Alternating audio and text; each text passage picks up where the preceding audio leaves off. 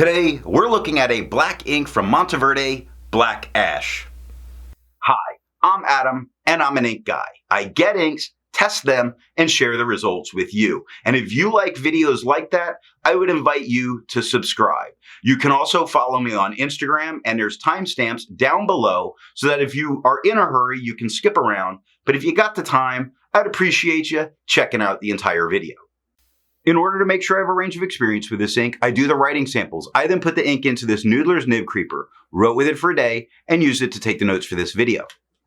In order to have some standardization while looking at writing samples, I always use Clairfontaine, Tomoe River, and Rhodia paper, although there are additional writing samples that occur much later in the video. Now, let's look at the writing sample. I picked this ink up in sample form, so it came in a vial like this. And to keep my writing samples consistent, I use a Jinhao 159 with a Goulet 1.1 stub, a Jinhao X450 with a Goulet medium, and a Jinhao X750 with a Goulet extra fine. Let's take a look at the Clairfontaine. No bleeding, no ghosting. The 1.1 has no feather spread, halo sheen, and no shade. Now the extra fine is quite a bit lighter than the stub with no feather spread, halo sheen, no shade, and 4 seconds to dry. The medium is the same tone as the stub with no feather spread, halo sheen, no shade, and 6 seconds to dry. Scrubby for both show no color variation because there was none. Tomoe River, no bleeding, normal Tomoe River ghosting. The 1.1 is no feather spread, halo sheen, no shade. Extra fine is the same tone as the stub with no feather spread, halo sheen, no shade, and 9 seconds to dry. The medium is the same tone as the extra fine and the stub with no feather spread, halo sheen, or shade, 15 seconds to dry. Scrubby for both show no color variation because there is none. And Rhodia with no bleeding and no ghosting. The 1.1 is no feather spread, halo sheen, no shade. The extra fine is lighter than the stub with no feather spread, halo sheen, no shade, 5 seconds to dry. Medium is darker than the extra fine, same tone as the stub, with no feather spread, halo sheen, no shade, 8 seconds to dry. Scrubby for both show no color variation because we got none. I agree with Vita. I've learned a lot by doing multiple chromatographies. The one on the left is done the way it's supposed to be done. I put a line of ink down and immediately put it into water for 10 to 15 seconds. And we see this very light blue at the bottom and this purple that pushes up with this very, well, almost blackish color at the top. I expected a lot more shading from this ink looking at its chromatography. The one on the right I let dry for 10 minutes before I dunk it into water. And that kind of bluish line is very there and not moving. Now the purple that moves up, so I understand where they're getting to the black in that mix. But here's what happens. What I was mistaking as a blackish tone in the first one, when I look now, I see spots of a darker blue with that purple at the very, very top. Just a couple spots of it. So it looks like two different blues and a purple, making this not quite black ink.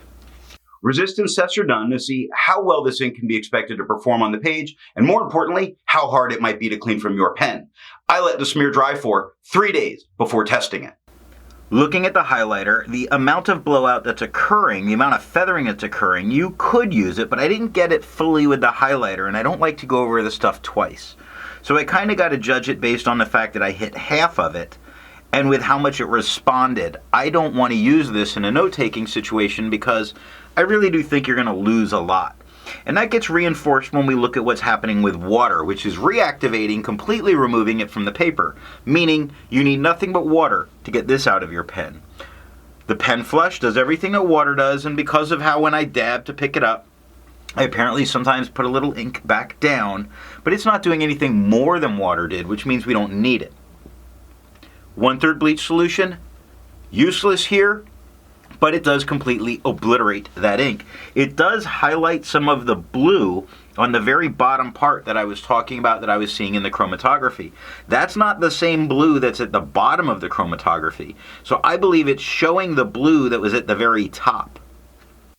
For the inks I've tested, I have found an average viscosity of 2.5, with the realm of normal being from 2.1 to 2.9. I'm also linking a video that shows how I do my testing and my calculations. Monteverde's Black Ash has a viscosity of 2.94, making it just a little bit drier than normal. To find my average dry times, I use my writing samples done on Clairfontaine, Tomoe River, and Rhodia paper. I average those, and for the inks I've tested, I found an average dry time of 17 seconds, with a realm of normal being from 13 to 21 seconds.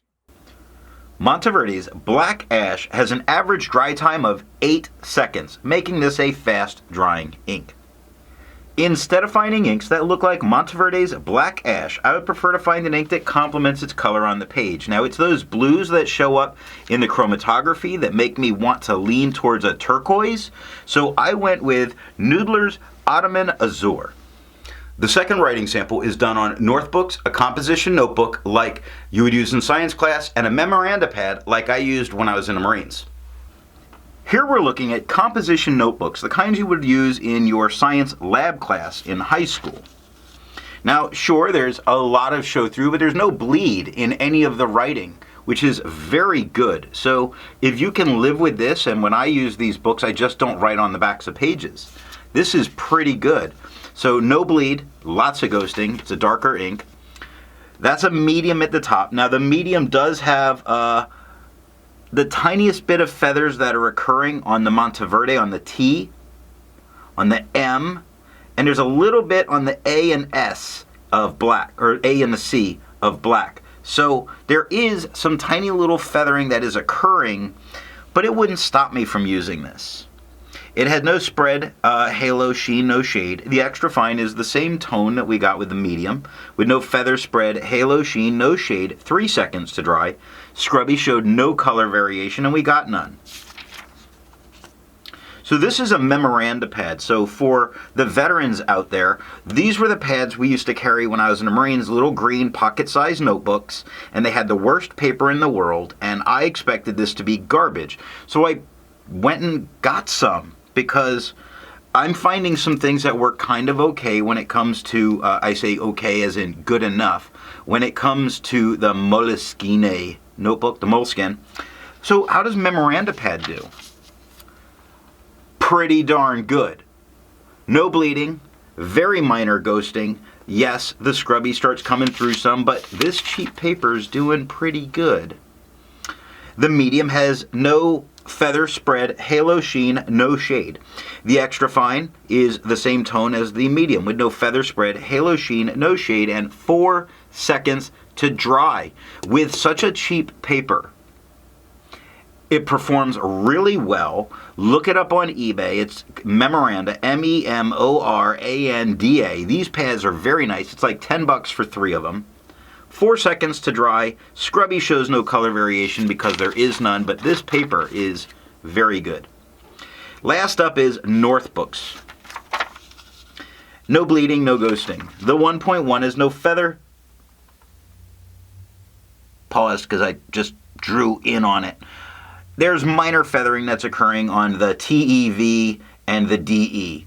There's minor feathering. Wouldn't stop me from using it. I didn't even catch it my first time through writing my notes to make this part of the video, so not too bad. No spread, halo, sheen, no shade. The extra fine is the same tone as the stub, with no feather spread, halo, sheen, no shade, 3 seconds to dry.